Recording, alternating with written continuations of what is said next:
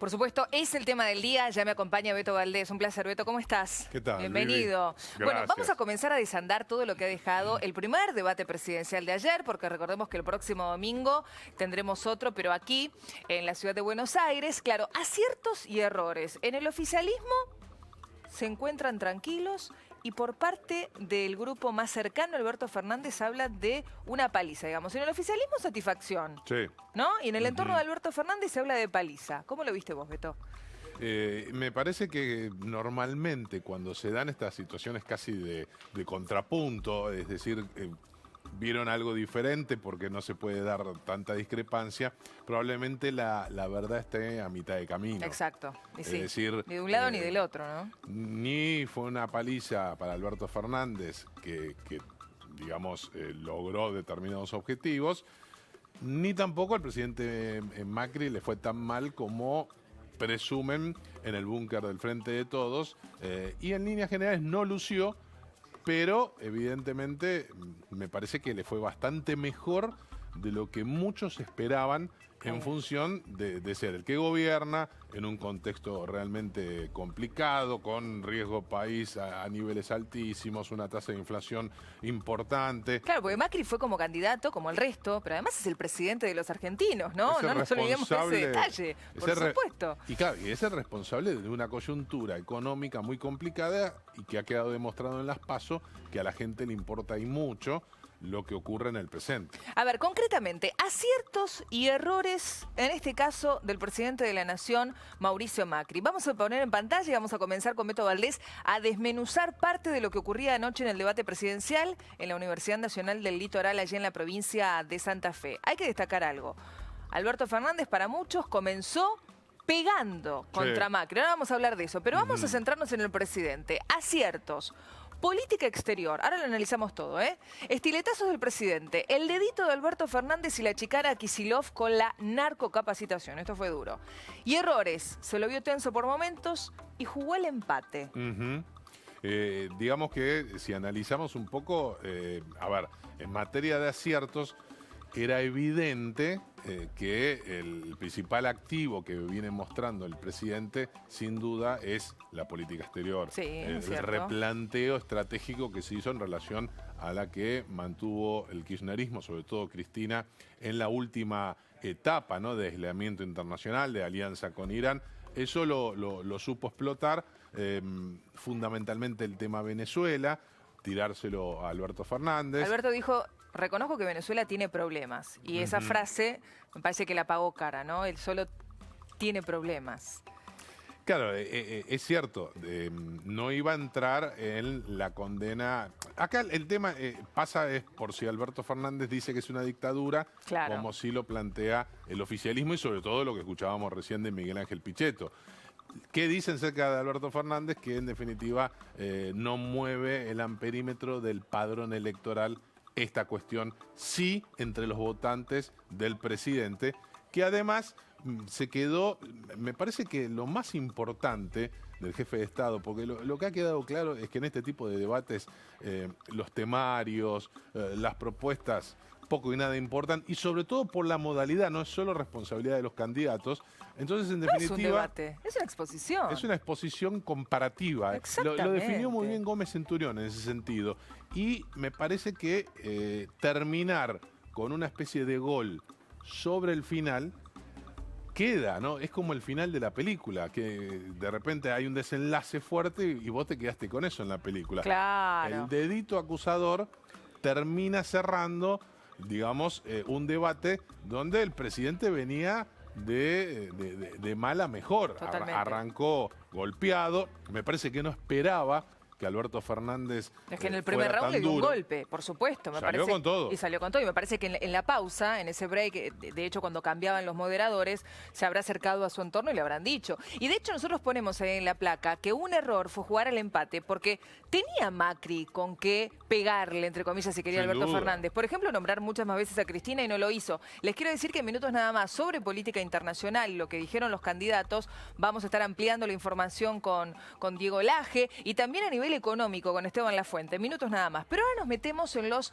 aciertos y en los errores del otro dato candidato. Interesante. A Me ver. parece que en los estiletazos, Sí. respecto a los aciertos, fue muy diferente y mucho más impactante lo del dedito de Alberto que lo de la narcocapacitación. Totalmente. Porque lo de la narcocapacitación queda como una chicana, Una y chicana de alguna leve. manera casi dando a entender que Kicillof es el próximo gobernador. Una minucia. Entonces, en cambio, lo del dedo acusador ha sido tan contundente que vamos a ver cantidad de veces que se repita esto, y paralelamente, ojo, que es muy probable que todos miremos el próximo domingo si ¿El dedo Alberto sí o no? lo usa o no lo usa. Totalmente. Pero por supuesto, tiene una semana para hablar con sus asesores. ¿Sigo con el Exactamente. dedo o no? ¿Fue natural el dedito acusador o fue impuesto o fue coacheado? No creo que Fernández haya aceptado coacheo. bueno. Ahora vamos a ver. Que pasa el domingo. Vamos a Alberto Fernández entonces, el otro candidato. Aciertos y errores. ¿Decimos aciertos? 2. Candidato al ataque desde el principio, es lo que decíamos recién con Beto. Soltura, no pareció condicionado. Al no ser muy atacado se lo notó suelto. Y los errores, lo que decíamos recién. El dedito. Y también otro error que no tuvo un discurso en el que haya generado alguna sorpresa o haya dicho algo que no esperábamos, ¿no? Una sola. ¿Cuál? Cuando en el arranque, primero sorprende con el estilo, Sí. quizás no con el contenido. Y me parece que la gran sorpresa que se mantuvo casi en el misterio fue la presencia de Daniel Scioli, casi olvidado por todo el Frente de Todos, simplemente para hacerle recordar a la gente Que Macri mintió y, en el debate pasado. y que recordaran esas imágenes. Exacto. Entonces es una reivindicación casi forzada, no de onda con Scioli, Por supuesto. sino de la necesidad política. Me parece que esa fue la única sorpresa. Pero Y después así arrancó además, Beto. y así arrancó, que fue durísimo. Acá tienen al presidente que en el 2015 lo desmintió y aquí sentado está la persona que en el debate les dijo la verdad. Yo vengo a decirles la verdad. Exacto. Ese me parece que Muy fue la gran fuerte. sorpresa. En materia de propuestas y en materia de contenidos, nada. No hubo ninguna sorpresa. Creo que de muy pocos, ¿no? Es verdad eso. Me parece De que se muy esperaba pocos. más. Digo, de la mayoría de los candidatos. Sí, sí, Muchos sí. solo intentaron hablar mal de otro de los candidatos, pero ellos ¿qué proponían? Muy pocos. Poco muy y pocos. nada. Me Sí. parece que Gómez Centurión fue el que, bueno, con sus aciertos y con El sus único errores. que planteó, que después lo vamos a ver, alguna propuesta y sobre todo sorpresiva, interesante, atractiva, polémica, es José Luis Espert. Vamos a hablar de eso, pero también nos metemos en los aciertos y en los errores del otro candidato, de Roberto Labaña, que entre paréntesis, muchas veces Alberto Fernández lo nombraba y le daba a la derecha en lo que decía. ¿Notaste eso? Sí, por supuesto. por No es supuesto. casual. Me parece que no. Me parece que Me no. parece que no. Aciertos de Labaña. Se mostró como un capitán para la crisis y errores, monocorde, no logró mostrarse sólido en temas alejados de la economía. A mí personalmente me ponía muy nerviosa que no lograba terminar una idea en el tiempo. Ujú. ¿No? Siempre mientras estaba desarrollando la idea sonaba el pitido y quedaba inconclusa. Sí, evidentemente fue muy fuerte el contraste, esto que se destaca a la hora de hablar de economía, que es su expertise, que tiene una trayectoria, que ha sido evidentemente un piloto de tormentas allá por 2002, pero en el resto de los temas hacía agua y aburrido. Se lo notó aburrido, era muy difícil Sí, seguirlo, sí. no tuvo sorpresa, no No. tuvo cambio de ritmo. Ningún sobresalto, ¿viste? No, Ningún- no. Me parece que no Sí, estuvo a la altura de las sí. circunstancias. Totalmente. No estamos hablando de jugadores de fútbol, ¿eh? Estamos hablando de candidatos Exactamente. a presidente, realmente. Porque uno observa todo. Alguien puede decir, pero ¿se fijan si entraba o no en el tiempo, en los 30 segundos? Bueno, sí, todo es importante. Y sí, yo te diría que son más importantes esas cosas, esos pequeños detalles de Por actitud, supuesto. de forma, de actitud corporal, que de los contenidos, porque son 13 minutos en total lo que hablaron. No decimos solo cuando hablamos, también decimos con el cuerpo, bueno, con el Totalmente. lenguaje corporal, no es solo el verbal. De hecho, el lenguaje corporal a veces es mucho más importante o más llamativo que el lenguaje verbal. Nos metemos con otro de los candidatos, Nicolás del Caño. Aciertos y errores. A ver, aciertos, interpeló al resto de los candidatos durante el debate. Pero errores, le habló a su electorado, no amplió, no fue un poco más allá. Y yo coincido que se repitió mucho con Ecuador. Che, con lo de Ecuador Ya. fue demasiado... Y eso te demuestra o lo vincula con uno de sus errores, que es hablarle exclusivamente al militante de izquierda trotskista Exacto. que le interesa Ecuador. El resto que le interesa no lo digo subestimándolo, pero como prioridad en un debate presidencial, no me parece que sea un tema central. Total. Y el otro tema, sí, es verdad, trató de interpelar al resto de los candidatos y fue muy parejo pegándole tanto a Macri y mucho a Alberto Fernández, porque él tiene que ir a buscar voto ahí. Sí, le pegó bastante a Alberto. Le faltó punch. Es decir, le faltó quizás la frescura o la actitud más suelta que tuvo Gabriel Solano, su candidato a jefe de gobierno Mucho en la mejor ciudad. Solano. Solano estuvo Muchísimo mejor en el debate. más sorpresivo, con el estilo también de la izquierda, de cierta irresponsabilidad a la hora de diagnósticos o de propuestas, pero esperaba más de Del Caño. Gómez Centurión, atención porque yo en un momento dije, pero ¿qué pasó? ¿Hubo un error en la transmisión? Y viste cuando le daban esos 30 segundos finales libres para decir lo que quisiera. Dijo lo mismo que había dicho los 30 segundos anteriores, que reparten misoprostol como caramelos, Sí. digamos, frases que ya las habíamos escuchado. A ver los aciertos y los errores de Gómez Centurión. Aciertos, mantuvo su eje de campaña centrado en el aborto, soberanía y controles migratorios. Y errores, se quedó sin tiempo durante casi todo el debate. Muy similar a lo que pasaba con La Baña. Sí, muy similar. Y de hecho, vos fíjate que esa reiteración, casi repetir el mismo cassette, le ocurrió en las dos oportunidades, no los pudo terminar. No, Ni la no. primera vez, ni cuando fue por una especie de balotaje. Yo en un momento sospechaba si el reloj estaba funcionando. En un momento José Luis Espert dice, no está funcionando el reloj. Dije, bueno, lo arreglan. Claro. Pero tenés la posibilidad de mirar con la vista periférica cuántos segundos te quedan. Y redondear si te quedan 3 segundos. No puedes comenzar a desarrollar una idea cuando te quedan 4 segundos. Y muchos hacían eso. Sí. Sobre todo La Baña y Centurión, ¿no? Sí, me parece que pagó caro su falta de experiencia. Era un debut realmente importante porque ni siquiera tiene experiencia televisiva Gómez Centurión. Claro. De hecho, ni exacto. siquiera ahora en la campaña, porque no ha sido prácticamente invitado. Yo no lo he visto casi en ningún programa de televisión y bueno, todo eso lo pagó, pero destaco ese acierto de mantener su eje de campaña, que de alguna manera es tratar de retener el voto que obtuvo. Por supuesto. Recordemos que sacó más votos que Espert. No se traicionó. Y son votos, ojo, son votos que le importan y mucho al presidente Macri, que sorpresivamente no intentó ir a buscarlos porque evitó hablar del aborto. Es cierto. Pese a que en el tour por el interior, en 2 oportunidades, viendo banderas de las 2 vidas, se subió al pañuelo celeste, pero Acá no yo- quiso hacerlo en el debate. Tenés razón, Beto. Y acá yo en aciertos le agregaría a Gómez Centurión, fue el único que habló sobre las retenciones en el campo. Sí, Que dijo que la sacaría, que es un impuesto distorsivo, digamos. El único que hizo referencia, yo dije, bueno, después les tocaban a los otros candidatos y dije, alguien va a recoger ese guante. Pues es muy importante el tema de las retenciones. Sin duda. Nadie habló del tema. Vamos a José Luis Espert. ¿Pagará caro o no tanto la frase dejémonos de hinchar con el curro de los derechos humanos? Fue fuerte. A ver, aciertos y errores de José Luis Espert y ahora ampliamos con Beto. Allí tenemos aciertos. Un punto clave y crucial. Se mostró sólido a la hora de presentarse como un candidato antisistema. Y errores. Muy negativo, recetas muy disruptivas para ajustar el gasto. Y yo le agregaría esto de dejémonos de hinchar con el curro de los derechos humanos. Fue fuerte. fue fuerte, pero también apunta a captar ese electorado. Es decir, Espert no va a ir a buscar el voto de Alberto Fernández ni del Caño, y te diría hasta ahí nomás el de La Baña. Claro. Pero sí el voto de Gómez Centurión, porque también habló del curro de los derechos humanos diciendo que lo había Sí. dicho el presidente Macri. Sí, es verdad. Gómez Centurión. Entonces, es como que Espert intentó quitarle votos a Macri o que Macri no se los quite a él, y a su vez también traccionarle algo a Gómez Centurión, por eso lo del curro de los derechos humanos. Y en definitiva, vos fíjate que decíamos, es uno de los pocos que generó algo disruptivo en Sí. términos de una propuesta.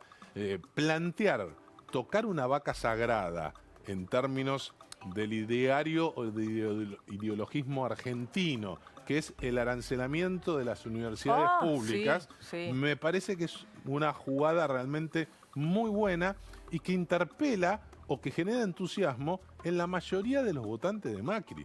Por eso el hecho de que a Espert le haya ido bien en el debate, que le haya ido bastante bien, probablemente es uno de los que estuvo más a la altura, no es una buena noticia para el presidente. A ver, hay otro punto que es interesante y me gustaría debatirlo con Beto.